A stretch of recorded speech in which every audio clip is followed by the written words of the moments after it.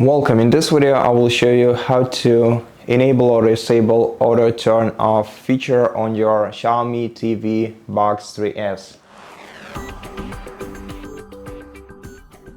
First of all, navigate to quick settings menu from the home screen, open it, and then select the gear icon once again to open all settings menu.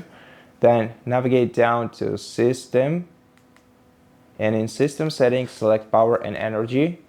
Then go to shut off timer, and here you'll be able to you'll see two timers, one for your device when it's inactive, and here you can select any value. If you want to disable inactive auto turn off, then you're gonna have to navigate to never, but before that we're gonna have to set when watching to never, and this will allow us to select the same feature in when inactive menu. So yeah, if you want to turn off auto shut off timer, then select never in both when watching and when inactive modes.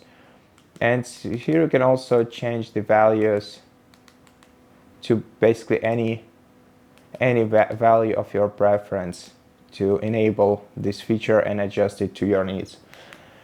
And that's it. Thank you for watching this video. If it helps you, please consider subscribing to our channel, leave us a like and a comment below, and I'll see you in the next one.